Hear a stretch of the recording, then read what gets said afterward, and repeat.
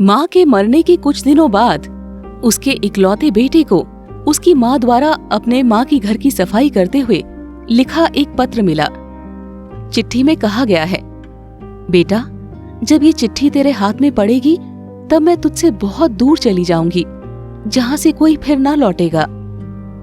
बेटा, तुझे याद नहीं है, इसीलिए मैंने इस पत्र में वो शब्द लिखे हैं जो तुझे याद नहीं है। एक बार जब तुम छोटे थे तो तुम्हें बुखार था। मैं 3 रात सो न सकी। मैं तुम्हें अपनी छाती पर लेकर बैठी थी क्योंकि तुम रोते थे। जब तुम बिस्तर पर थे, तुम्हारे पिता ने मुझे तुम्हें बिस्तर पर रखने के लिए कहा था, लेकिन मैं नहीं कर सकी। तुम्हारे पिता ने मुझे इसके बारे में बहुत कुछ बताया। जब मैं तुम्हें रात को सुलाती तो तुम बार बार बिस्तर को पेशाब से गीला करते। फिर मैं तुम्हें फिर से सूखी जगह पर सुला देती और मैं गीली जगह पर लेट जाती। जब तुम्हारे पिता की मृत्यु हुई तो मुझे बड़ी कठिनाई से संसार चलाना पड़ा। मैं एक अंडे को 2 टुकड़ों में भूनकर तुझे 2 बार खिलाती थी। वो दिन गए जब मैं सिर्फ नमक के साथ चावल खाती थी, लेकिन मैंने तुझे समझने नहीं दिया। एक दिन घर में खाना बनाने के लिए चावल नहीं था, तो मुझे घर में काम करने का कोई रास्ता नहीं मिला और कुछ चावल और पके हुए चावल लाकर तुम्हें खिलाया। शायद तुम भूल गए।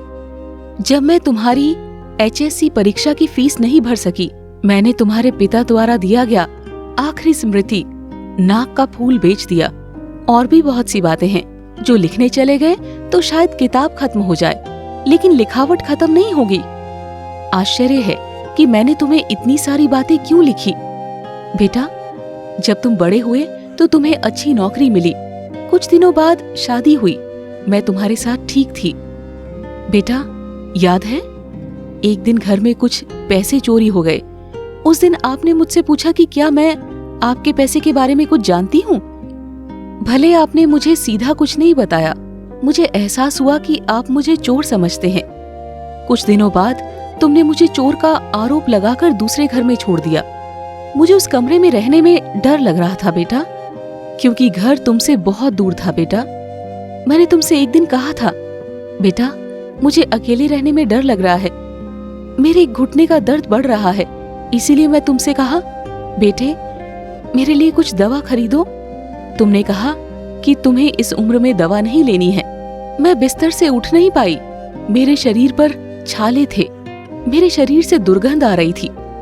मैं ठीक से नहीं कह सकती कि मैंने कितने दिनों से स्नान नहीं किया है। बेटा, तुम्हारा घर मुझसे बहुत दूर था।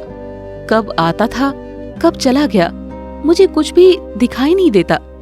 फिर भी मैं राह देखती थी। बेटा, जब तुम छोटे थे, जब मैं खाने के लिए बैठ जाती थी तो मैं तुम्हें अपने साथ गोद में खाने के लिए बैठा देती थी, लेकिन मैं तुम्हें कभी नजरों से ओझल नहीं होने देती थी। बेटा, जब तुम मेरी गोद में शौचालय कर देते थे, मुझे तेरी शौचालय की सफाई से नफरत नहीं थी, लेकिन जब तुम मेरे पास आते थे तो नाक पर रुमाल लेकर आते थे। क्यों बेटा? मेरे शरीर से बदबू आती थी, इसीलिए। मैं तुझे ठीक ठीक बता सकती हूँ कि मुझे एक कपड़े में कितने महीने रहना पड़ा है। बेटा, बहुत दिनों के बाद जब तुम मुझसे मिलने आए तो मैं तुम्हें गले लगाना चाहती थी, लेकिन बेटा, मैं तुम्हें गले नहीं लगा सकी क्योंकि मेरे शरीर पर बहुत गंदगी थी। अगर तुम्हारी महंगी कमीज और पैंट खराब हो गई तो उस दिन के डर से मैं तुम्हें अपनी बाहों में नहीं पकड़ सकी। बेटा, तूने मुझसे एक बार भी नहीं पूछा, माँ, तुम कुछ खाना चाहती हो या नहीं। खाने की बात छोड़, मैं निश्चित रूप से नहीं कह सकती कि मैंने कितने दिन माँ बोलना तेरे मुंह से नहीं सुना। बेटा, मेरा क्या अपराध था जिसने मुझे तुमसे बहुत दूर रखा। क्या तुम मुझे अपने पास नहीं रख सकते? बेटा, क्या तुम मेरे लिए एक ड्रेस नहीं खरीद सकते थे? बेटा, क्या तुम मुझे डॉक्टर को नहीं दिखा सकते थे? अगर मैं एक डॉक्टर को दिखा पाती तो शायद मैं इस दुनिया में कुछ देर और रह पाती। बेटा, कोई माँ अपने बच्चे से खाना नहीं चाहती, वो सिर्फ मन की पुकार सुनना चाहती है जिसे आप कभी समझना नहीं चाहते थे। बेटा, मैं आपसे एक आखिरी अनुरोध कर रही हूँ। मेरा ये पत्र अपने बच्चों को पढ़कर सुनाना, क्योंकि जब तुम बूढ़े हो जाओगे ताकि तुम्हारे बच्चे दोबारा ऐसा ना करें। अच्छे रहना बेटा, तेरी माँ। हो सकता है कहानी पर न जाने कितनी बार पढ़कर रोया था।